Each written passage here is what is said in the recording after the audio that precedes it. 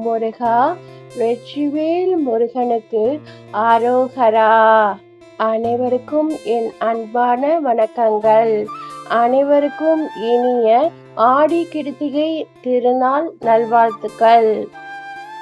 தமிழ் மாதமான ஆடி மாதம் என்றாலே அம்மன் வழிபாடு, முருகப்பெருமான் வழிபாடு, ஆன்மீக சிறப்பு என்ற பல்வேறு சிறப்புகள் நம் நினைவுக்கு வருகின்றன.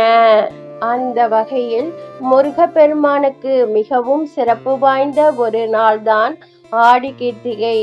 கிருத்திகை நட்சத்திரம் முருகப்பெருமானுக்கு உகந்த நட்சத்திரமாக கருதப்படுகிறது.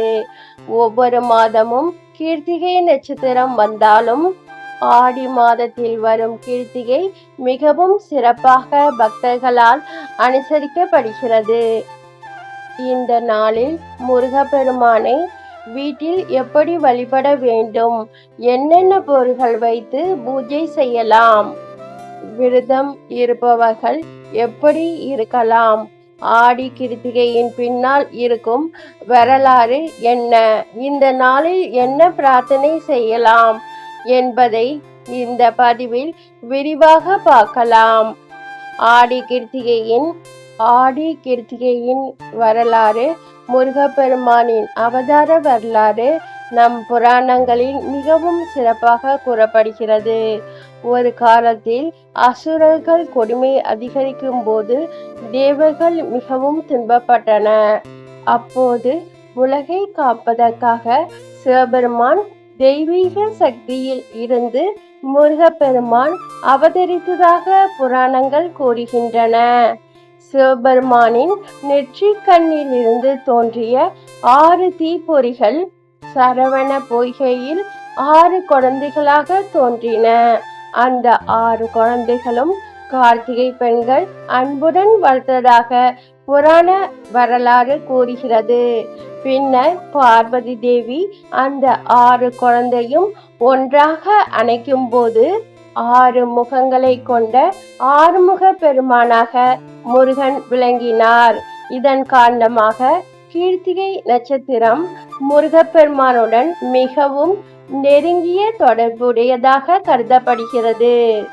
கார்த்திகை பெண்களால் வளர்க்கப்பட்டதால் ஆடி கிருத்திகை நாள் முருகப்பெருமானுக்கு மிகவும் சிறப்பானதாக கருதப்படுகிறது.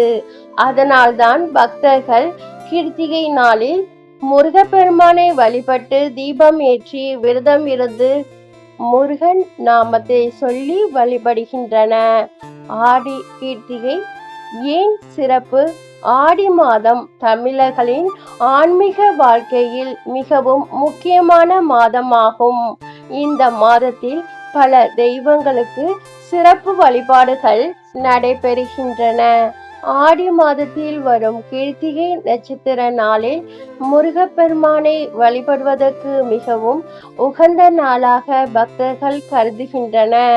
இந்த நாளில் முருகப்பெருமானை மனதார வழிபடுவதன் மூலம் மன அமைதி கிடைக்க வேண்டும், குடும்பத்தில் ஒற்றுமை நிலைக்க வேண்டும், தடைகள் நீங்க வேண்டும், நல்ல ஆரோக்கியம் கிடைக்க வேண்டும், குழந்தைகளுக்கு கல்வி சிறக்க வேண்டும், வாழ்க்கையில் நல்ல முன்னேற்றம் ஏற்பட வேண்டும் என்று பக்தர்கள் பிரார்த்தனை செய்கின்றனர். இவை பக்தி சார்ந்த நம்பிக்கைகள் என்பதை நினைவில் கொள்ள வேண்டும். வீட்டில் ஆடி கிருத்திகை எப்படி கொண்டாடப்பட வேண்டும்?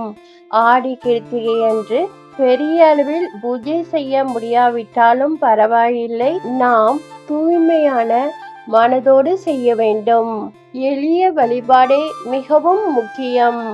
வீட்டை சுத்தம் செய்யுங்கள். காலையில் எழுந்து வீட்டை சுத்தம் செய்யுங்கள். பூஜை அறையை நன்றாக சுத்தம் செய்து முருகப்பெருமானின் படத்தை அல்லது சிலையை வைத்து வழிபாட்டுக்கு தயாராகுங்கள். முடிந்தால் வாசலில் கோலம் போடுங்கள். முருகப்பெருமானின் படத்தை அலங்கரிக்கலாம். முருகப்பெருமானின் படம் அல்லது சிலைக்கு சந்தனம், குங்குமம் வைத்து அலங்கரிக்கலாம். மலர்களால் மாலை சூட்டி முருகப்பெருமானை வழிபடலாம். முருகப்பெருமானுக்கு பிடித்ததாக பக்தர்கள் கருதும் ரோஜா, மல்லிகை போன்ற மலர்களால் முருகப்பெருமானை நாம் வழிபடலாம். உங்களிடம் இருக்கும் சுத்தமான மலர்களை பயன்படுத்தினாலே போதும். விளக்கு ஏற்றுங்கள். பூஜை அறையில் விளக்கு ஏற்றுங்கள். ஒரு விளக்கு அல்லது 2 விளக்கு ஏற்றி முருகப்பெருமானை மனதில் நினைத்து கொள்ளுங்கள்.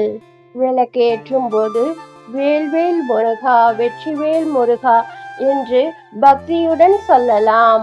முருகப்பெருமானுக்கு அபிஷேக வசதி இருப்பவர்கள் முருகப்பெருமானுக்கு அபிஷேகம் செய்யலாம். பால், பன்னீர், தேன், சந்தனம், இளநீர் போன்றவற்றை பாரம்பரிய முறையில் பயன்படுத்தலாம்.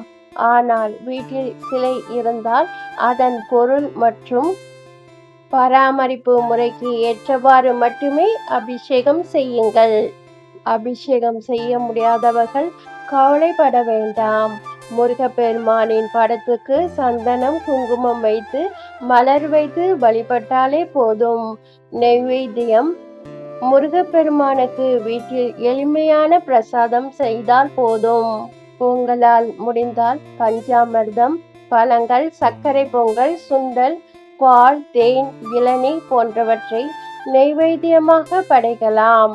அதிக செலவு செய்து பல பொருள்களை வாங்க வேண்டிய அவசியமில்லை. பக்திதான் முக்கியம். படைகளின் அளவு முக்கியமல்ல. முருகன் மந்திரம் சொல்லுங்கள். பூஜையின் போது ஓம் சரவணபவ என்று சொல்லலாம். மேலும் வேல்வேல் முருகா, வெற்றிவேல் முருகா என்ற பக்தியுடன் ஜபிக்கலாம். முடிந்தால் கந்த சஷ்டி கவசம், கந்த குரு கவசம், திருப்புகழ், கந்த அனுபூதி, திருமுருகாற்றுப்படை போன்ற முருகன் பக்தி பாடல்களை பாடலாம் அல்லது கேட்கலாம். வீட்டில் வேல் இருந்தால், வீட்டில் முருகப்பெருமானின் வேல் இருந்தால் அதற்கு சந்தனம், குங்குமம் வைத்து மலர் சூட்டி வழிபடலாம். வேல் என்பது முருகப்பெருமானின் முக்கியமான அடையாளமாகும். வெற்றிவேல், வீரவேல் என்று கூறி வழிபடலாம். வேலை வீட்டில் வைக்க வேண்டும் என்பது கட்டாயம் அல்ல. முடிந்தால் அருகிலுள்ள முருகன் கோயிலுக்கு சென்று வழிபடலாம். முருகப்பெருமானுக்கு அர்ச்சனை செய்து தீப ஆராதனை தரிசனம் செய்து மனதார பிரார்த்தனை செய்யலாம். கோவிலுக்கு செல்ல முடியாதவர்கள் வீட்டிலேயே முருகப்பெருமானை நினைத்து வழிபடலாம். இறைவனை வழிபடுவதற்கான இடம் ஒரு தடையாக இருக்க வேண்டியதில்லை.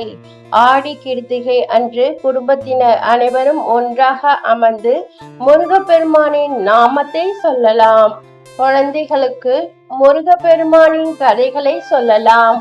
ஓம் சரவணபவ என்று அனைவரும் சேர்ந்து ஜெபிக்கலாம். அதன் மூலம் குழந்தைகளுக்கு நமது பாரம்பரியம் மற்றும் ஆன்மீக நம்பிக்கைகளை பற்றி அறிமுகப்படுத்த முடியும். இந்த நாளில் இறைவனை வழிபடுவதன் மூலம் நம்மால் முடிந்த நல்ல செயல்களையும் செய்யலாம். பசியால் இருப்பவர்களுக்கு உணவு கொடுக்கலாம்.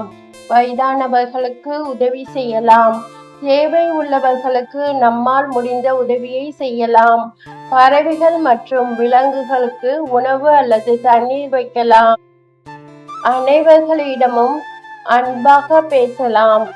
ஏனென்றால் இறை வழிபாடு என்பது பூஜை அறைக்குள் மட்டும் இருப்பதல்ல. நம்முடைய செயல்களும் அன்பும் கருணையும் வெளிப்பட வேண்டும். முருகப்பெருமானிடம் பிரார்த்தனை செய்யும் போது பணம் அல்லது பொருள் மட்டும் கேட்பதை விட நல்ல அறிவும் நல்ல வழியும் கேட்கலாம். முருகப்பெருமானே, என் மனதில் இருக்கும் பயத்தை நீக்குங்கள். எனக்கு நல்ல சிந்தனையை தாருங்கள். தவறான பாதையில் செல்லாமல் என்னை வழிநடத்துங்கள். என் குடும்பத்தில் அன்பும் அமைதியும் நிலைக்க அருளும் ஆசீர்வாதமும் செய்யுங்கள். எனக்கு என் குடும்பத்தினருக்கும் நல்ல ஆரோக்கியத்தை அருளுங்கள். என் முயற்சிகளில் நேர்மையாக உழைக்கும் வலிமையை தாருங்கள். எந்த கஷ்டங்கள் வந்தாலும் மனம் தளராமல் எதிர்கொள்ளும் தைரியத்தை தாருங்கள். என் வாழ்க்கைக்கு நல்ல வழிகாட்டுதலை தாருங்கள். வேல் வேல் முருகா, வெற்றிவேல் முருகா. இந்த பதிவை பார்க்கும் அனைவருக்கும் நன்றி, வணக்கம். ஓம் சரவண பவ.